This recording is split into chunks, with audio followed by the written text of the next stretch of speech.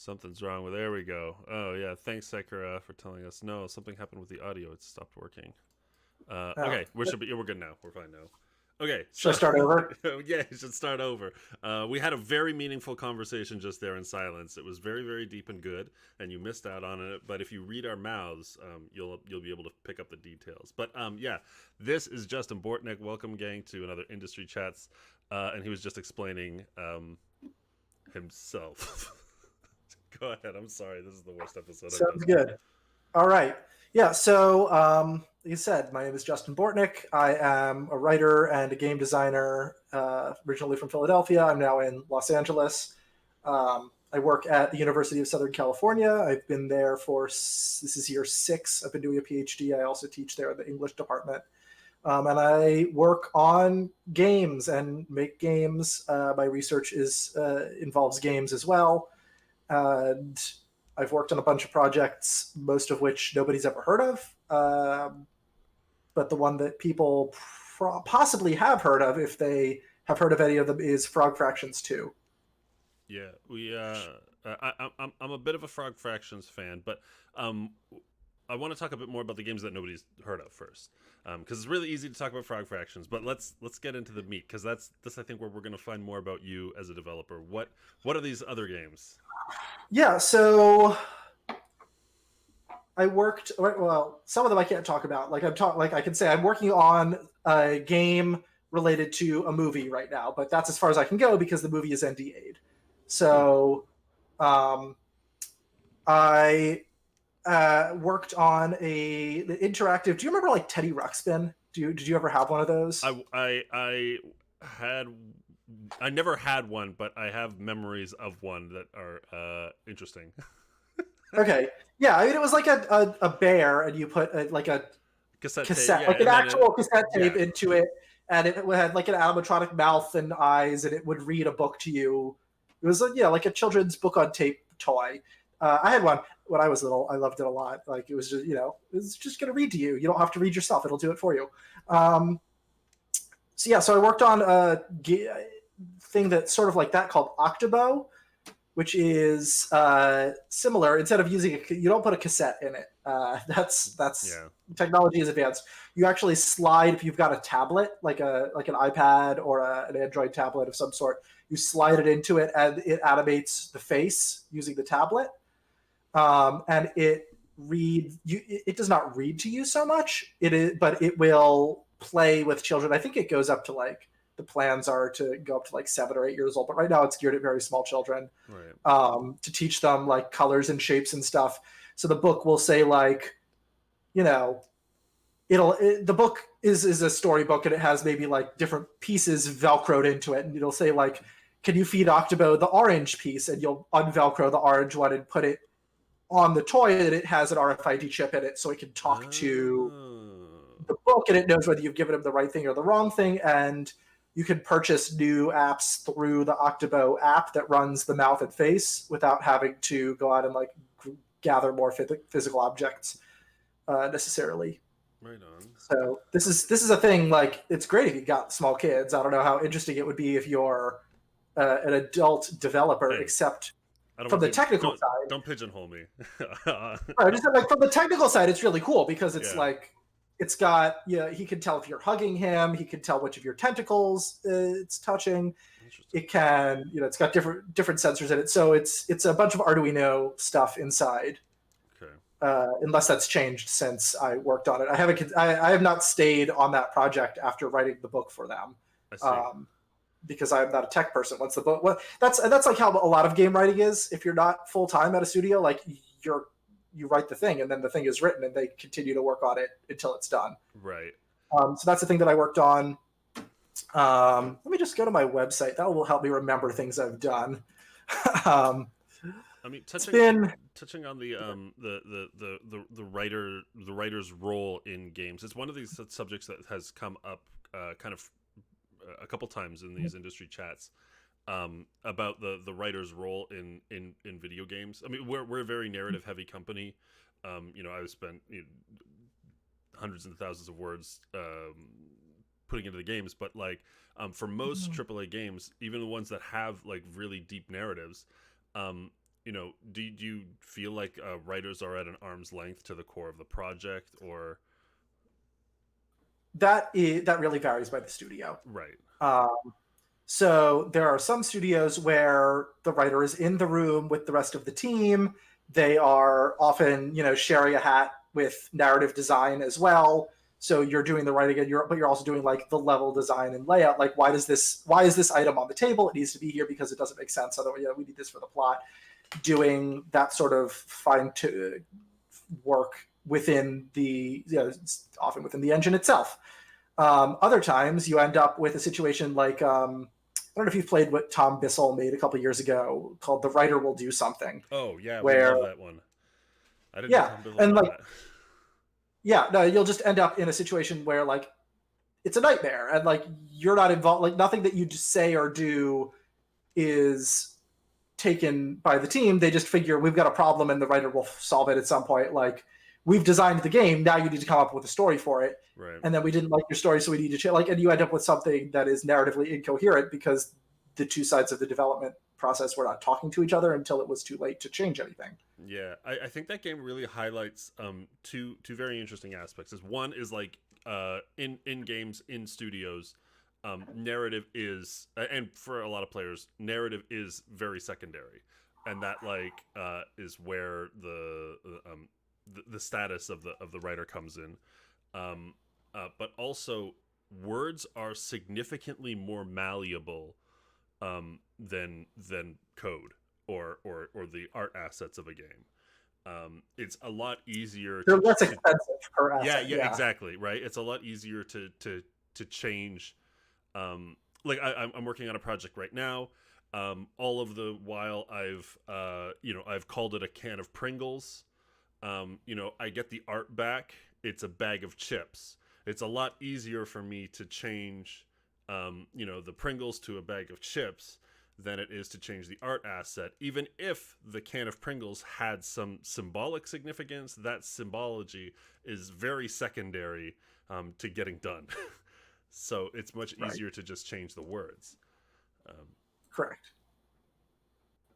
But do you as a writer, is this something that you just accepted, or do you lament it, or do you seek projects where you're not in that position, or how do you approach it? So I've been very lucky in that all the projects I've worked on have had a very good working relationship. Usually because the studio is either narrative focused, like they understand the process, or because I'm running them.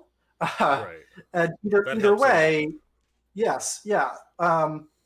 So with Octobell, it was much more of like, what's the story? Like the story was almost non-existent because it was a 15-page children's book, right? Like it was much more about it should introduce these concepts so that it can teach them about like numbers, right? With Frog Fractions, I basically had carte blanche to do whatever I wanted because the game was so wholly mechanical. Like it was that it didn't have a story. Right. Like there was no story to Frog Fractions before I wrote it.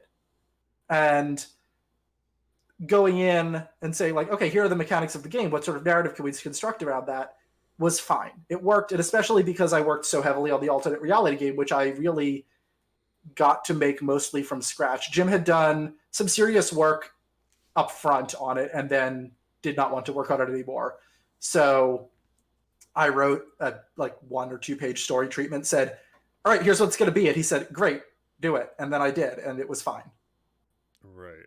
And just for, and in an ARG, I mean, that seems like a lot of trust to put in somebody, because ARGs are not easy to build, as far as I understand. Like I've never attempted it, but like, can you, I guess, give us a bit of like, what was your process in producing content for an ARG?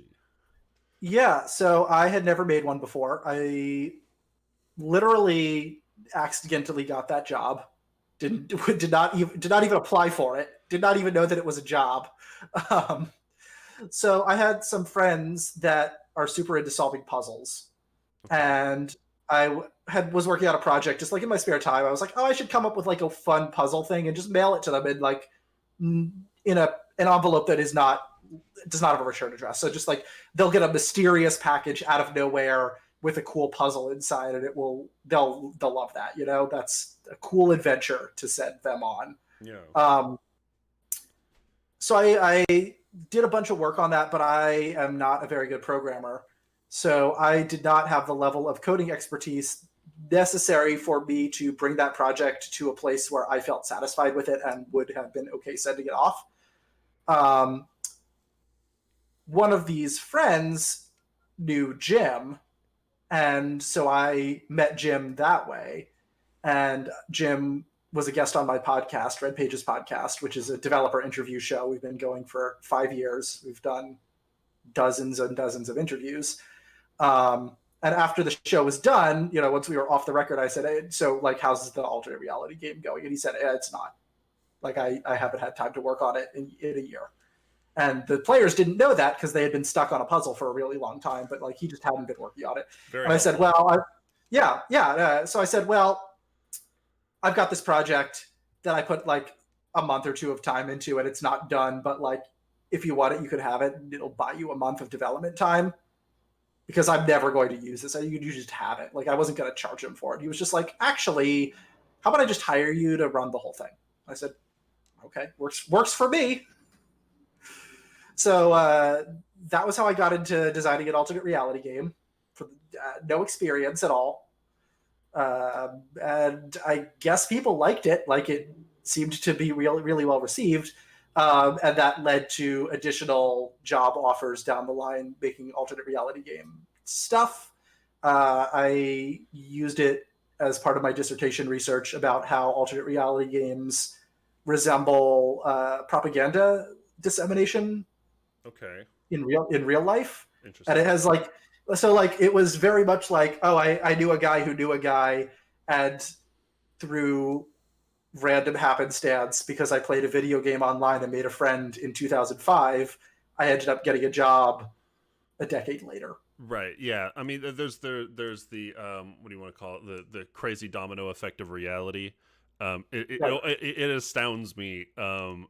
Like the what do you call it? The Rube Goldberg machine that ended up with us both here. I mean, we can get very metaphysical with this conversation if we want, but like, right, the amount of times, like, I mean, Sekiro River, the butterfly effect of existence that causes everything to coalesce into the present is fascinating, and it's always the most innocuous of moments that lead up to it. But I'm very curious.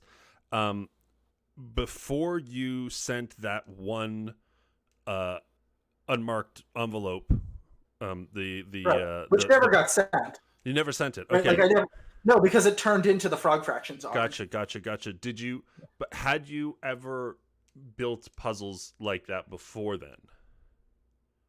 I had designed games before just for friends. Like, I had a game when I was in college that I designed for a class. I did not do any, like, I had never taken a course in game design. I majored in English literature and classics. Right. But I knew a bunch of game designers through this guy that I knew, who was a professional game designer, and I had learned a lot about game design from him, from his career, just like by knowing that guy.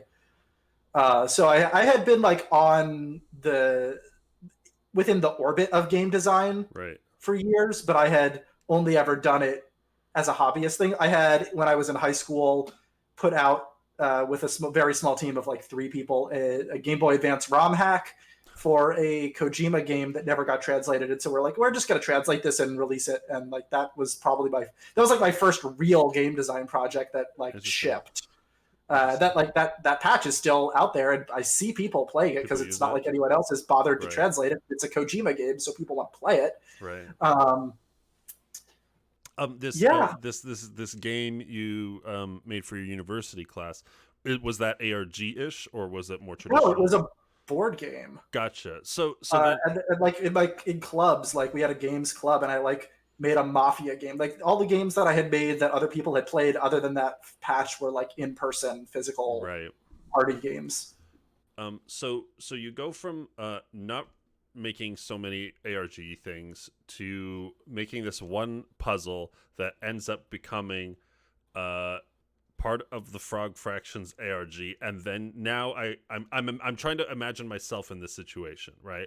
Where it's like, okay, cool, I have never done this thing before, um, and now I've done it once, and now I'm in charge of this much bigger version of this thing. How do you approach that situation? What is your mental state in there? Do you, it's exciting to get the opportunity, but do you feel like totally capable of it?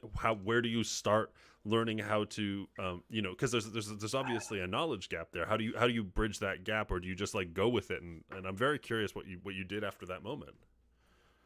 You mean after the Frog Fraction thing was completely over and I started on the second project that I was working on, or during Frog Fraction? No, just from Jim saying, let's do this. Oh, right. So that's the thing. I was like, well, I didn't even know that I didn't know stuff, right? Like, so it wasn't stressful. It wasn't. I had played very superficially a couple alternate reality games. Like, I had followed the Tron Legacy one that came out because I liked Tron, not because I liked alternate reality games. I was aware that Jim had had an alternate reality game going, because that's why I asked him about it, but I wasn't invested in it. I wasn't following it at all, because the type of puzzles that those often have are far more complex than I have the time or inclination to solve. I'd be happy. I'm happy designing a puzzle that is fiendishly difficult, but solving it less so, because I've got other things that I need to be doing in my life. So it was just like the stakes were so low that it didn't matter. Like, I think that he felt that too. He's like, he totally felt comfortable handing it off to this guy that he had only spoken with once. Right. Because, but like, he knew I wasn't some rando because we had a mutual friend. Right. So that's interesting. I just kind of made it up as I went along. I was like, what would be cool that I could do? And if it was something I couldn't do, I could go to him and be like, do you have the time to like program this? And occasionally he would say yes. Usually he would say no. But like, occasionally, like, yeah, I could build that in like a day. And the rest I built myself using my very limited programming knowledge. Like, I could write a Web 1.0 website. I could use like frames and tables. Man. Yeah, frames and tables, make a website, make it look, put some of those like under construction GIFs on there, make it look like it came out in 1997. I can make a bad website, but bad websites are fun in a puzzle. Yeah. Like, you can hide all sorts of things there. And I then basically ran it week to week, coming up what would be fun to do this week, until probably 2 months before we shipped, when it got handed off to a new set of people. Erica Newman was her name. She's I think a biologist, ecologist in Arizona, somewhere around there. I don't know where she works at this point. I think she's moved since I last spoke with her. But she was a fan, and she largely took over development for those last 2 months, which was great because I had exams to move out of my classes and into writing my dissertation. So it was very good timing for me that somebody else was standing by to really bring it home. And she did the stuff that she did point by point was like way cooler and better than anything I did, probably. By virtue, certainly, of having 3 people instead of having 1 person. That was a lesson that I learned, was do not try to run an alternate reality game by yourself. Right. And so, like, just the sheer amount of technical expertise that she was able to bring was far outstripped anything that I could do. She was able to produce like a bunch of original music that people were able to plug into, a bunch of websites, really cool puzzles, and take the story that I had written and do something very fun with it that I would not have had the technical capability. So, like, I don't want to diminish her contribution to the project at all, because she really, like, she was the closer and brought it home in a really satisfying way.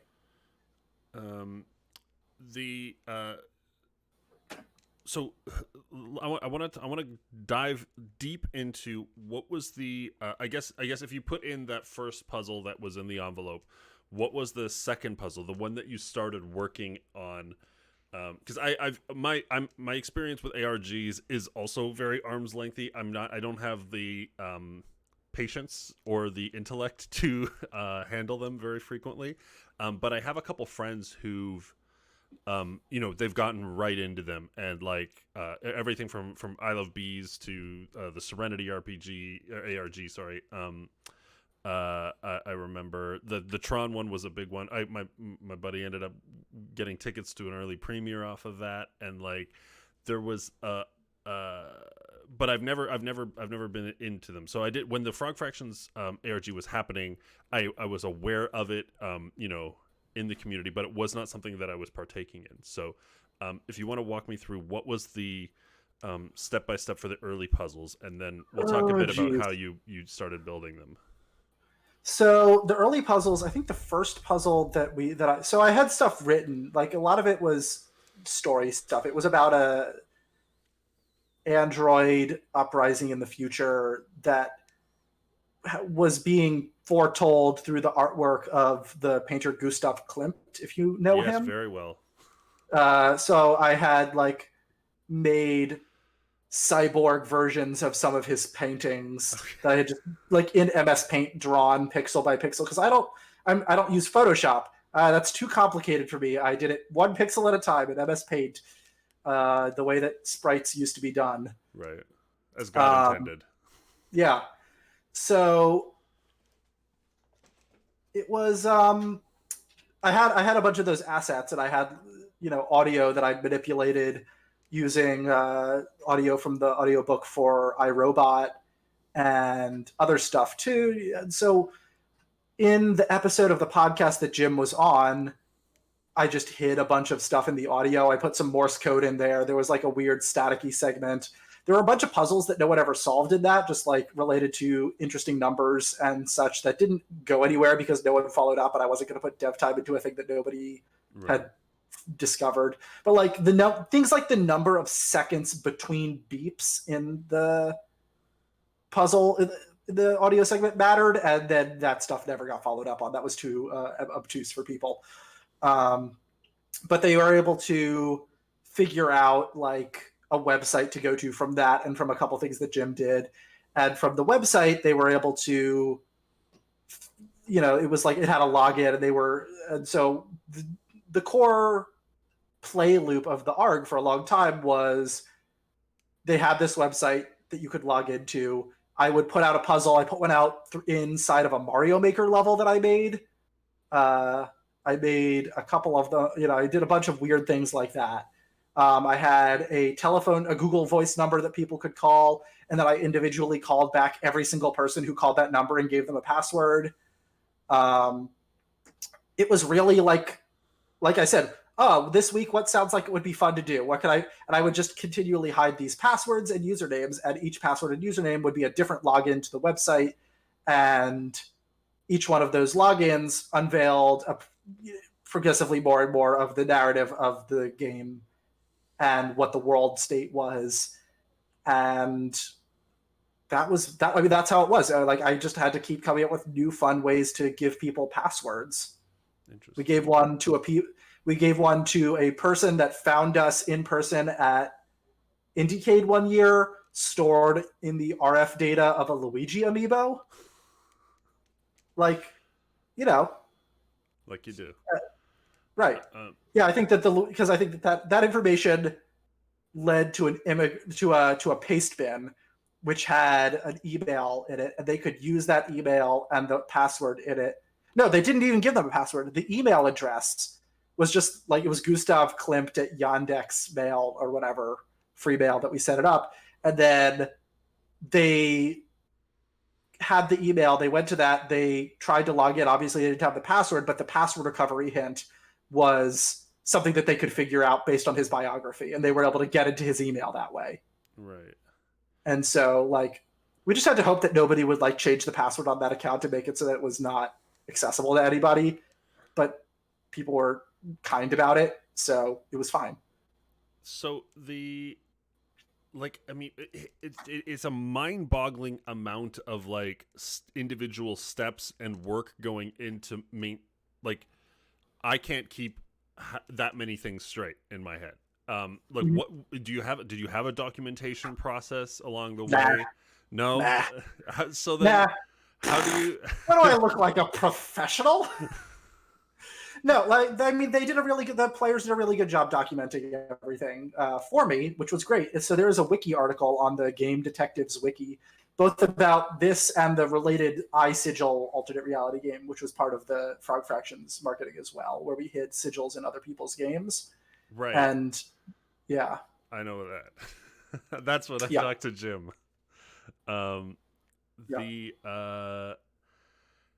It was but my I won't get into it, but like there were a bunch of sigils hidden in various games. My launch dates ended up being like wildly out of sync, and so we ended up not following up on that. But it always fascinated me watching the process. I think there's this preconception that ARGs are not profitable, like in terms of like you can't really monetize it in any significant way. But I think that the what do you want to call the culture that's been built around the Frog Fractions experience has ultimately yielded gains at significant points in the I guess franchise now. It's at crucial steps. Like ARGs are not profitable in the direct sense that you can't sell anything. Like you can't sell them. They are profitable in that they are your marketing budget, right? So if you can, this is like ARGs are almost always used as marketing because they are expensive to produce and you're not going to have the money to produce them unless you do all of your work for free or you've got some sort of patron, and the people who have money are usually people who want to use you as marketing. Right. That's not universally. Like there are other exceptions to that rule, but just like speaking very generally. Right. And so really it's up to whoever's got the purse to determine whether an alternate reality game will get them the kind of organic social exposure and player base, like avid player base that will go out and proselytize about their product, the game or the movie or whatever. It was perfect for Frog Fractions because Frog Fractions had an existing audience, so we didn't need to recruit people to an unknown intellectual property. Right. And also, we needed to kill time while the game was being made. So it was a way of sustaining engagement, like to get like super boring marketing speak, like, it kept the game in the discourse while it was being made. And that's super important for an independent game. Like it's not it's not as big a deal if like Blizzard literally says nothing about Diablo Immortal for a year and a half. Like they're still going to have millions of people that show up to play that game. If you're independent, falling out of people's mind space for a year could be like a Vorpal flaw. Oh yeah, I'm very familiar. Yeah, so like having something that continually kept Frog Fractions in the news, even if it was like once every 3 months because we did something weird that like broke into Polygon or whatever, or just like having that core group of 100 people that are really dedicated and working on it, because those people, when they find something, will post about it, and more than 100 people will see it because they've got people who are following it transentially, like you said you were. Yeah.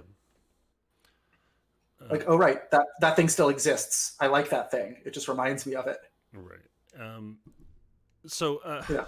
I mean, do you think it's like the metaphor about how like people are really dumb, and that like literally like nobody doesn't know about Coca-Cola, but literally having a person say to you, "Hey, go buy a Coca-Cola," like actually like does statistically increase the number of people who will go buy a Coca-Cola. Right.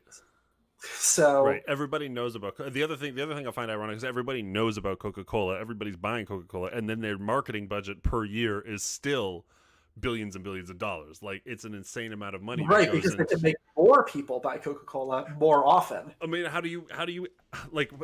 It's fascinating to me at that level because you're really your amount spent per new user gained or new customer gained has got to be through the roof. Like I mean, there's there's nobody left on the planet. Like, Yeah. Well, for Frog Fractions, our budget was like $100 for the whole thing. So like, I think we probably like actually the ARG was probably very profitable. Very good return. Yeah, very good return on monetary investment. Probably very bad return on time investment for me. Right.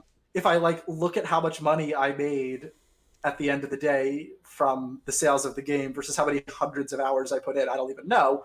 But like, not all pay is monetary either. The working on Frog Fractions introduced me to a lot of people that I had never met, right. Got me successive jobs afterwards. Like, you know, what not all profit is monetary. So what you're saying is getting paid in exposure does have benefits. Well, I mean, like, I also did get paid in real money. Just like, okay, good. Just making sure. I would, I did get paid in real money, just not until the game came out. Yeah. Right, I had a revenue share on the back end. That's indies. That's indie games, right? I mean, like, right. I feel like that equation of, you know, low financial input, high time input, potential good ROI on that time, or right. Very good ROI on the money, very bad ROI on the time. That's indie games, like. Through and through. Right. Yeah. No, I don't like. This is not a complaint, but it's just the reality of how it worked out.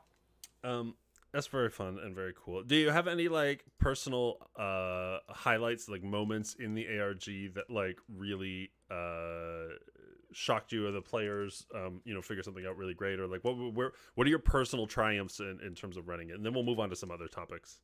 Yeah, I don't know if I have a specific moment that I consider a personal triumph. I think that the things that were the most fun to watch were things like when they figured out, like when the community that was working on the iSigil stuff and the community that was working on the clearly Frog Fraction stuff, and for a long time the iSigil people, a couple of people were like, "Hey, is this iSigil thing Frog Fractions too?" And the ARG solver's like, "No, it's not, because Frog Fractions already has its own alternate reality game that is running it. Like, they're solving it over in that other chat. Like, you can go work on that, but like, process of elimination means if it's that, like, because that exists, this can't be Frog Fractions." Right. So that like the moment when those two communities were like, "Oh wait, they are the same thing. They just made two. Right. They made two ARGs." That was really great. That was a really great moment because people lost their minds. A lot of people were really upset because they were hoping that the iSigil would be something cool, and then it was Frog Fractions, and they were like, "Frog Fractions isn't cool." And I was like, but then like they solved it, and it was just videos of Jim eating soup with his friend Ben. Like, that was a great conclusion for us. Like, that's hilarious.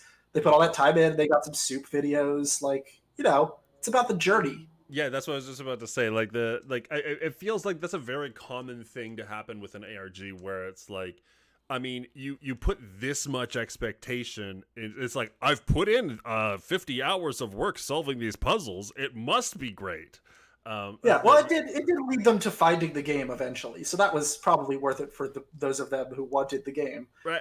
I mean, it's not just something I'm hearing here, but like I've seen it happen in other ARGs where it's like. Yes. The expectation, because like, you know, your imagination is so free to run rampant amidst this lengthy span of time, right? You can theorize to no end what it's going to be, imagine the absolute greatest possible outcomes, and then no matter what, it's going to be somewhat of a letdown. And I feel like this is one of the great flaws of the system.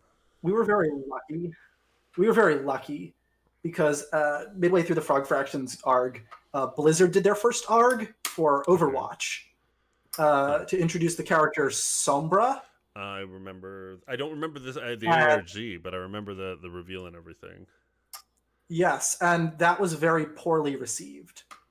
Right, because they. I apologize. Yeah, it was watching a bunch of countdowns.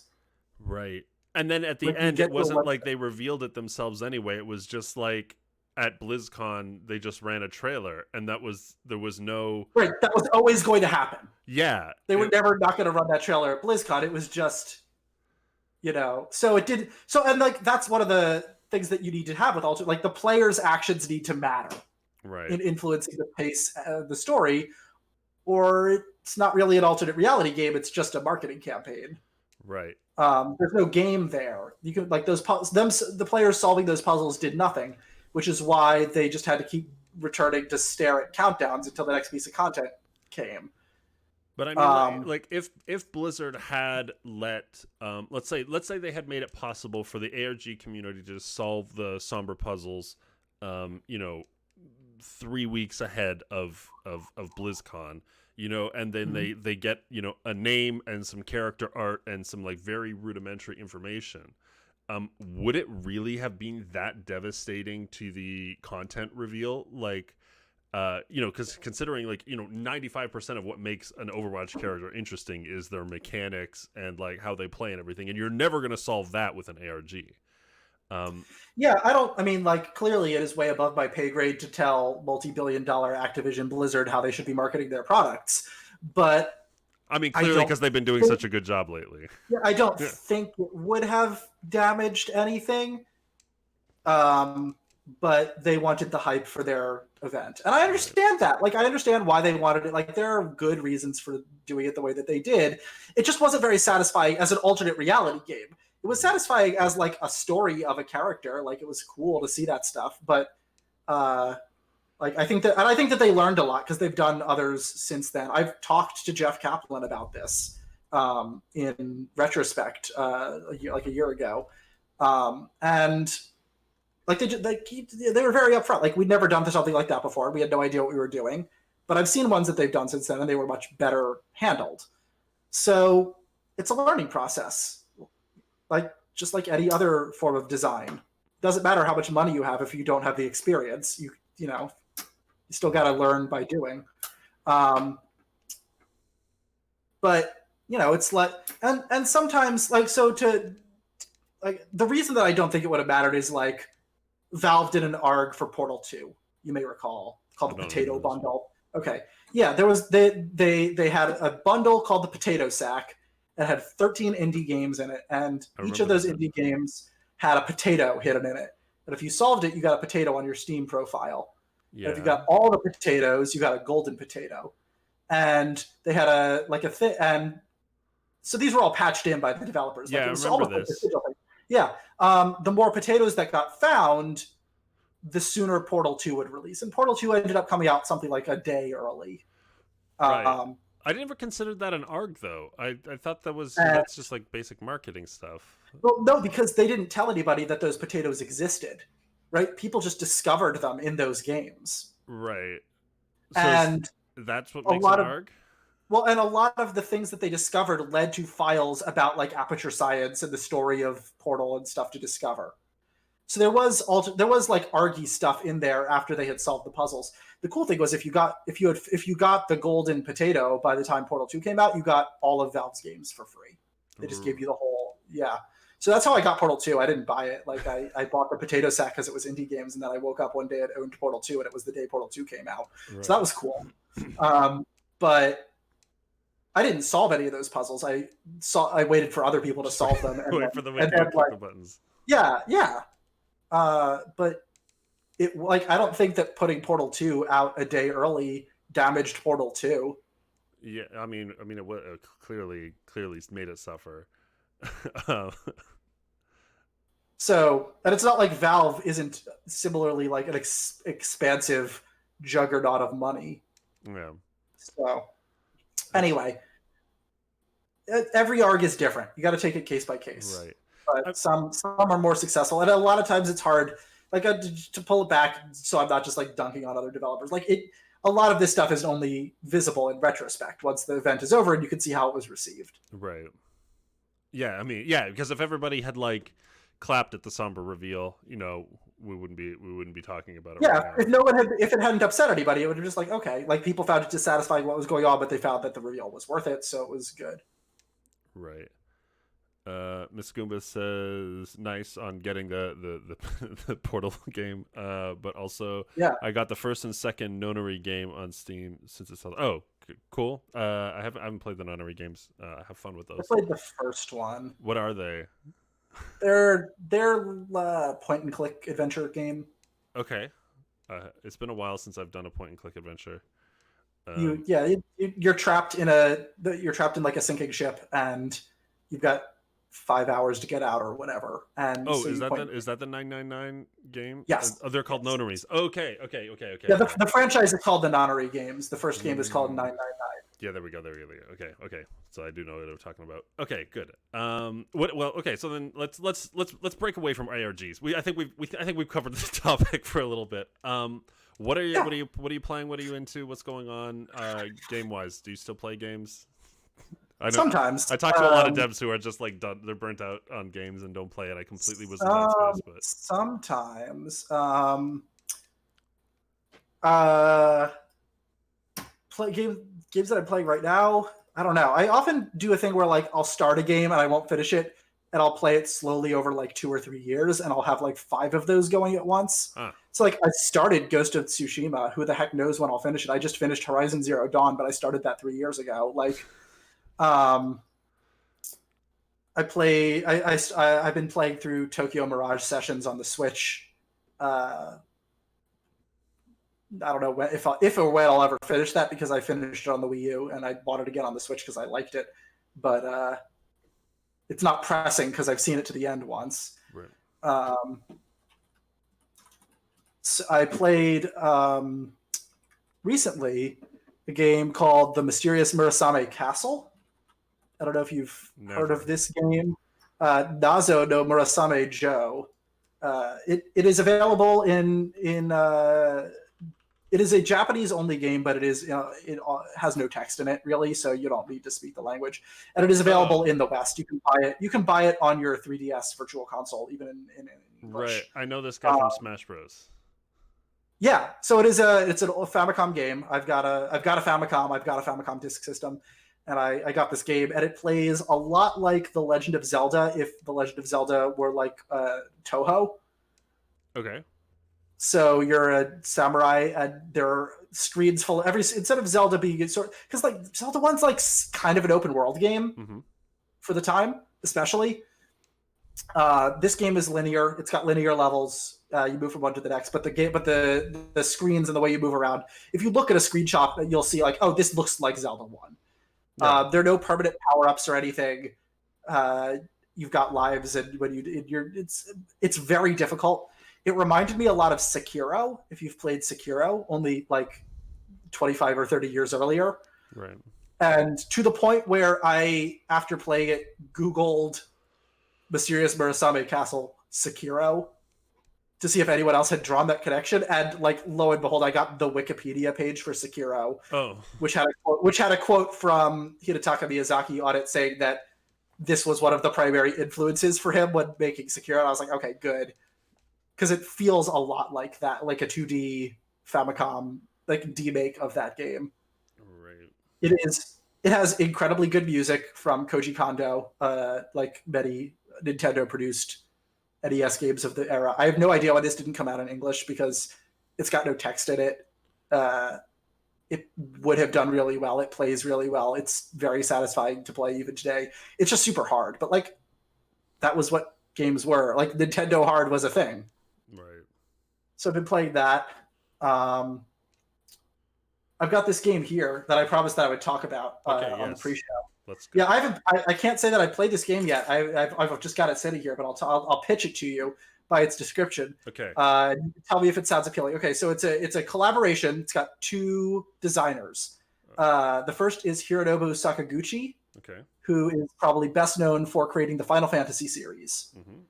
And the second is Yoshio Sakamoto, who is best known for creating the Metroid series. Okay. The producer was Gunpei Yokoi, who invented the Game Boy. The music is done by Nobu Uematsu, who to this day does the Final Fantasy soundtracks. The art was done by Takashi Tokita, who is probably best known for being like lead designer on Final Fantasy IV, the director of Chrono Trigger. Okay. So yes, like there's a lot of talent on this game. Judging from like the games that, this was also a collaboration between Squaresoft and Nintendo, which is why you have Metroid and Final Fantasy people on the same project.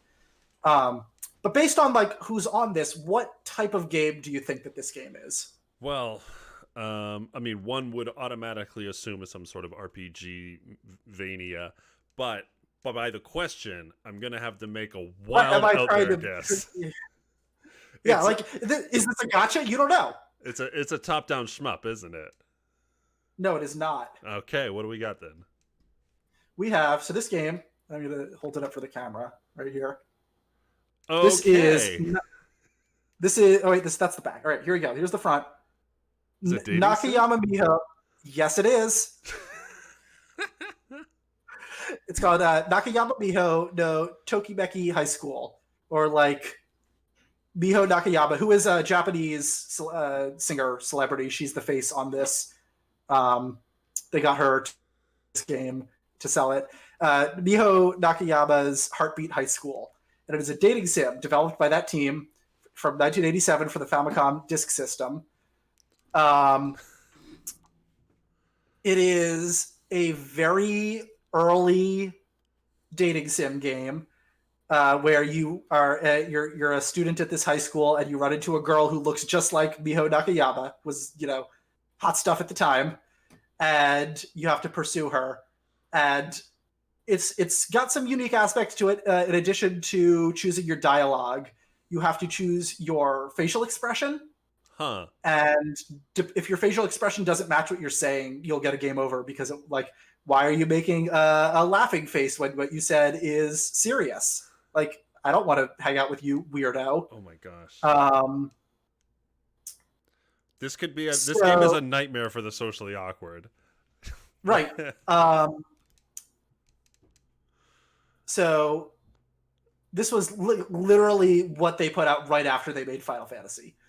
A natural follow-up. And it was incredibly difficult because of the number of permutations that you had to go through to, like, there are two endings. There's like a good ending and a true ending.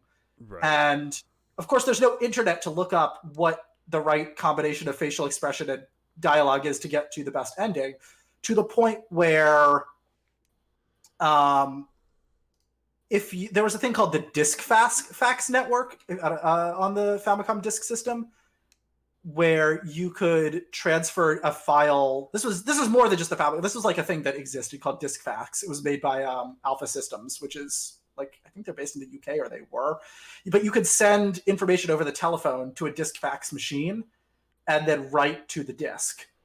To like write an image to a floppy disk. Anyway, so what this game used, you could use the Disk Fax network to upload the fact that you had completed the game, like the fact that you had actually finished it.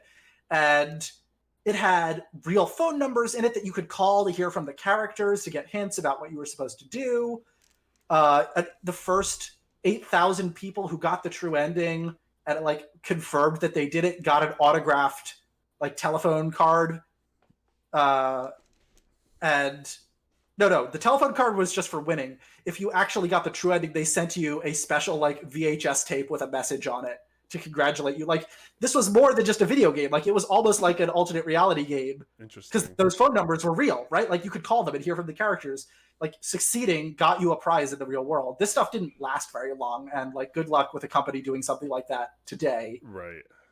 Yeah, but because the phone numbers just leak online, and then you get 1,000 trolls an hour. Right. But and it's also, I don't know, almost all Famicom Disk System games are yellow. I don't know. Have you ever seen one of these? I don't know. I've seen the yellow Disk System games. This one is a very cool system. Like the mall kiosks and stuff. Fascinating machines. Yeah. So this one, let me open it up so you can see.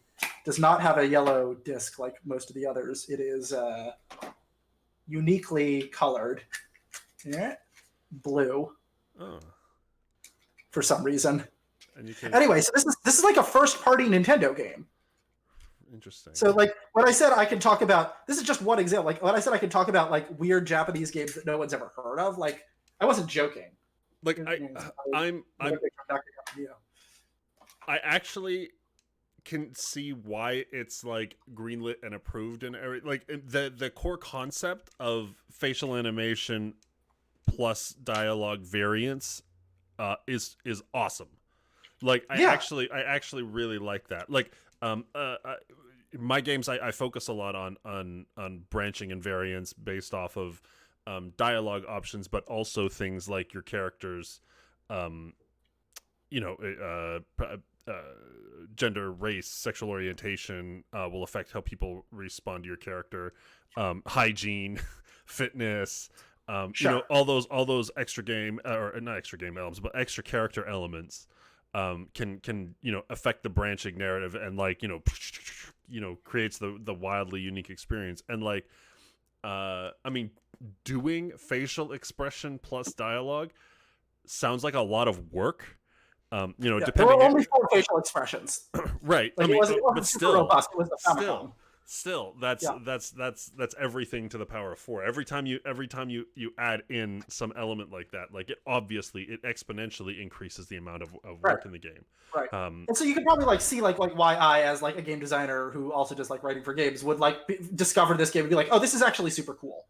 Yeah, it is a very Good good curio. Playing, yeah, good luck playing it without speaking Japanese. I don't know if there's a fan translation or anything. How is your Japanese? And like it's also Japanese is terrible. But also like it's cool to know about even if you're bad at it, and like it's not actually a very good game by modern standards. Right. Like a lot of old, like a game that had a cool idea that was influential does not mean that it like holds up and is fun to play in 2020. Right, as proven by all the games I enjoyed as a child. Yeah. Oh, I only liked good games as a child. I don't know. Oh, I see. Okay, well. Yeah.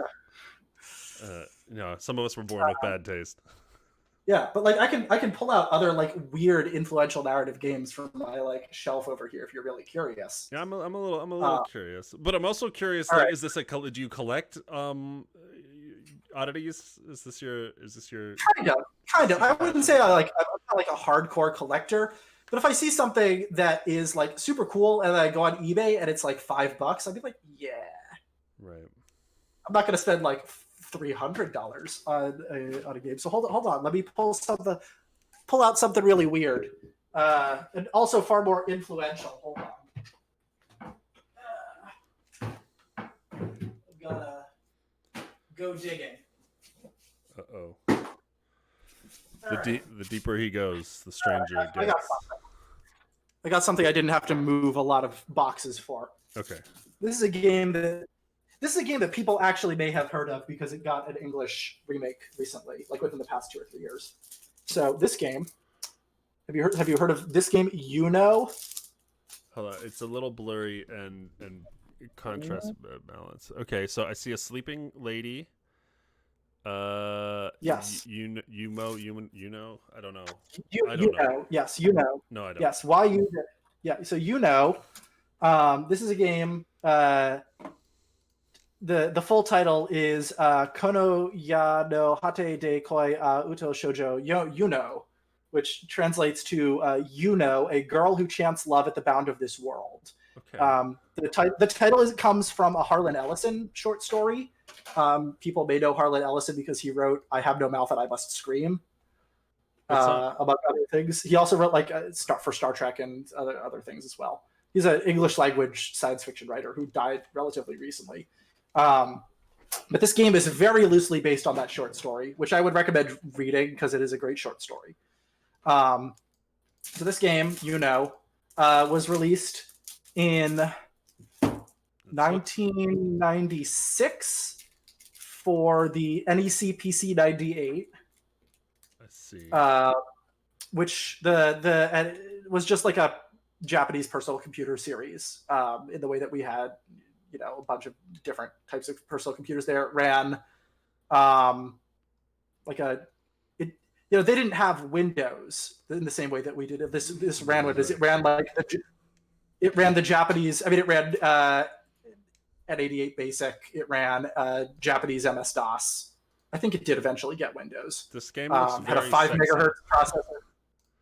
So that's what it is. It was made by a company called Elf Corporation, which is no longer in business. Elf Corporation was notable because they made hentai games. They made hentai visual novels. That was their bread and butter, because that's what the visual novel market was in Japan in the 90s. That's what sold. According to Steam, it still sells. Oh, yes. But but the difference is that there are games that are not hentai visual novels on Steam. There are just like normal non-hentai visual novels. So the Elf Corporation had people who worked at it who were just making these pornography games basically, and the market for these sorts of hentai games was not sustainable. The people were not buying them in the numbers that they used to. They were tired of porn. You'd think it would never happen, but it happened. So the folks at Elf said, well, why don't we take a risk? Like, why don't we just make a game? Like, why don't we see if we can do something that has like a real story, like something that's interesting and like has game mechanics and like gets, and see if that sells. And they still put some like our X-rated scenes in there in the initial release because they were trying to hedge their bets, right? Like this was a marketing decision. They were like, we don't know if this will sell. This is going to be a game that is 85% time travel adventure story, 15% porn instead of 50-50 or like 30-70 or whatever. And the response, like the market response was really, really strong. This game sold incredibly well.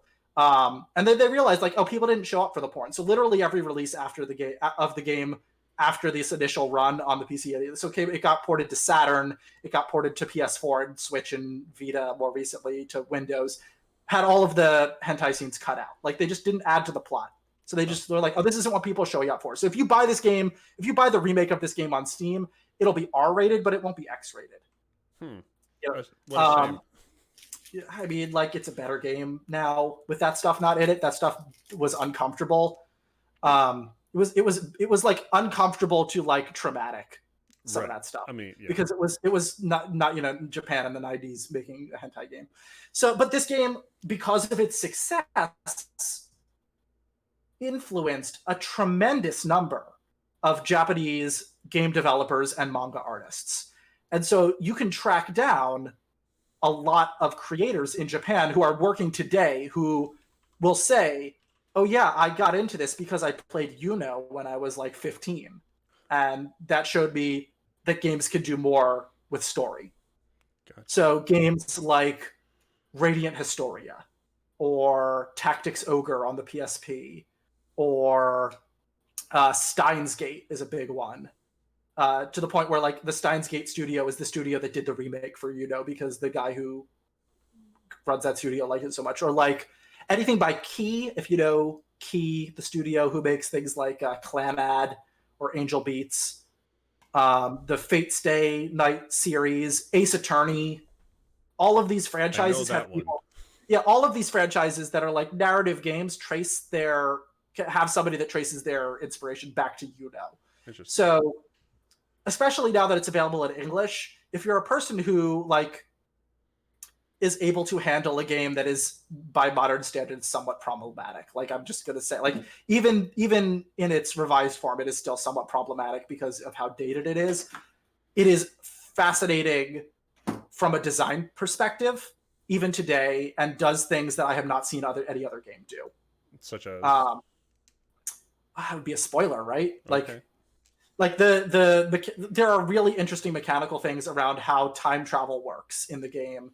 And especially for a game from this period, like every character in the game is on a schedule and they move around on their own as you move. And you just have to like know what you have to like. A lot of the game is just like playing and then starting over and then playing and starting over, almost like Majora's Mask. Majora's Mask definitely draws heavily from this game because in that game, similarly, everybody's on a schedule that works independently of you.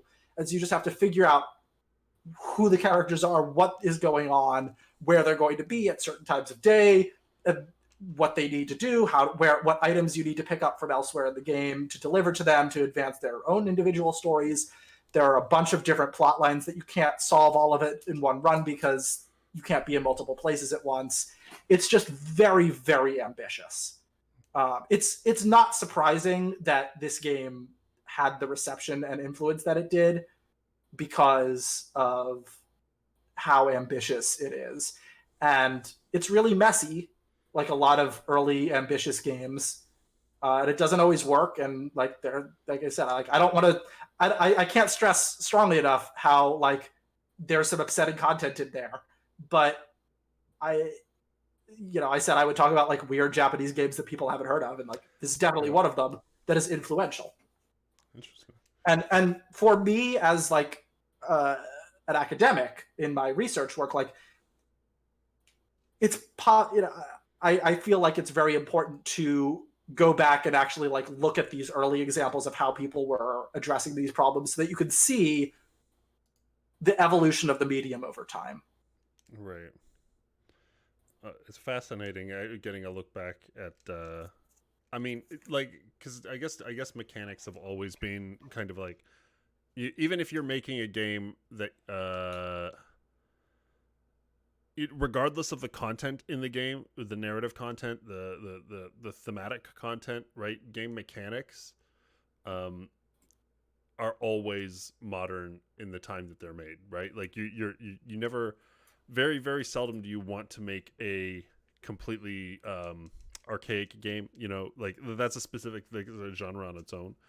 You're always trying to push Right. some sort of new design aesthetic or something. So it makes good sense that these games um, have unique mechanic elements, and it's curious to look back and see like what worked about them, what didn't, etc. Yeah, good fun. Yeah. Do you? So I didn't get the. You collect a lot of these. I don't collect a lot of them. Like I said, if I find something that looks cool and I can find it online for relatively Reasonable. cheap, because Yeah. it's not like these things are it's not like these things are in really high demand. Like if I wanted a copy of like Zelda 1 in its original packaging unopened, like that would be hundreds of dollars.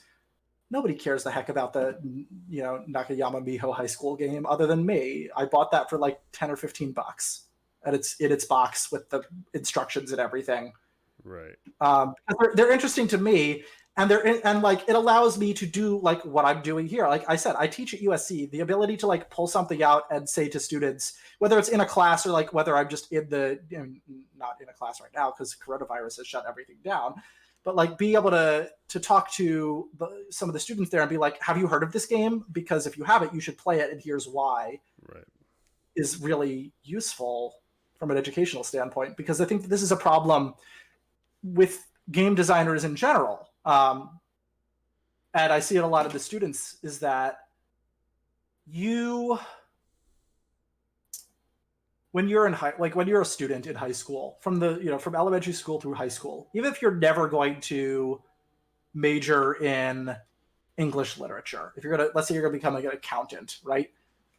You are still going to have 8 or 12 years of literature class across your schooling, just because we get that, right? Like you're going to have read a bunch of like great works of literature. Or the Cliff Notes. Right. You're going to have that. You're going to have the exposure to those works. Game developers come in, especially like I see the the game design students that I have here, but I'm 100% certain this is not unique to where I work. They come in and they're really excited to make games. They've played a bunch of games, but they don't have 12 years worth of grounding in the history of games. Right? They haven't just had 12 years of school about games. So it's vitally important if you're looking to be a good designer. I mean, this is not uniformly true, right? Like there are plenty of people who have like who've just like come up with a cool idea that it's a good game. Mm-hmm. But it is, I think, very, very useful to have a working vocabulary for a large number of games across different genres, even games that you don't like. Like I don't like playing sports games, but I have played a lot of sports. Yeah, like I've played, Madden and NHL 99, or like I've got a copy of NBA Street over there or whatever. Like understanding what those games are and what makes them appealing to people and how their design functions makes you a better designer. Right. So that's like I'm always looking to expose myself not just to like the greatest hits.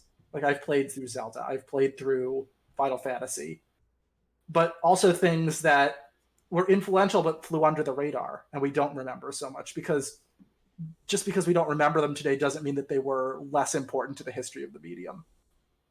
Right. It's a good lesson to take away. And I think we have come to the end of our time. Is there any final, anywhere people should follow you? I've got your Twitter up on the screen, but you can. So you can go to my Twitter there. My game studio is Allfather Productions. We're working on a game right now called University Magicians Society. It's a game that will teach you how to do magic tricks in real life. It's magicians in the real world sense, not in the wizards sense. And that game actually started out as DLC for Frog Fractions 2, funnily enough. But it just got too big. Like it became its own thing. We've been working on that for a couple of years. I do a podcast called Red Pages Podcast that I mentioned. We do developer interviews. That's at redpagespodcast.com. We would love to siphon off all of your members for ours instead of yours. Clearly, that's why I'm here. I'm here to poach.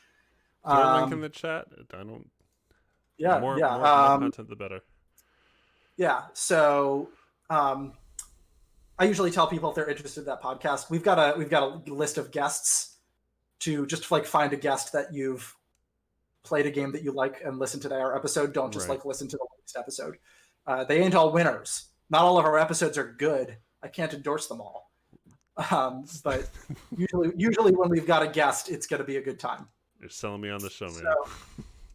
So I would say between like my own personal Twitter and the company website and the podcast, those are the main things that I would say I would want people to look at these days. And like, check out some of the cool obscure games that I've talked about. Even if they're not for you, even reading the Wikipedia article, you might learn something cool that is inspiring to you. And it's true. Just like seek out games that you've never heard of and play them. Even if it's just for like half an hour, like pick something on itch that you've never heard of and download it. And even if it sucks, say like, what can I learn out of this? Right on. That's a good lesson. I want to thank you for coming on. Had a good time talking, and I really appreciate learning about these weird Japanese games and talking ARGs. It was a good time. No, it was fine. Thank you for coming in on such short notice. It was really great. It was fine. Good. So you didn't have to do any prep at all. I could just talk the whole time. Perfect. Gang, that's going to be it for today. I'll be back on tomorrow, 1 to 5. We'll be doing the last bits of development on Karen, an Outrage Simulator, which is coming to Steam next week. And I will also see you through this weekend. Well, we'll be doing more Sometimes Always Monsters updates. And thank you all for tuning in. I'm going to throw it on the thanks for watching, and then we'll go raid Joseph Develops, who's supposed to be playing our game right now, but doesn't look like he is. But we'll yell at him for that anyway. Thanks for coming on. Bye, everybody. Take it easy. Stay safe. Have fun. Bye.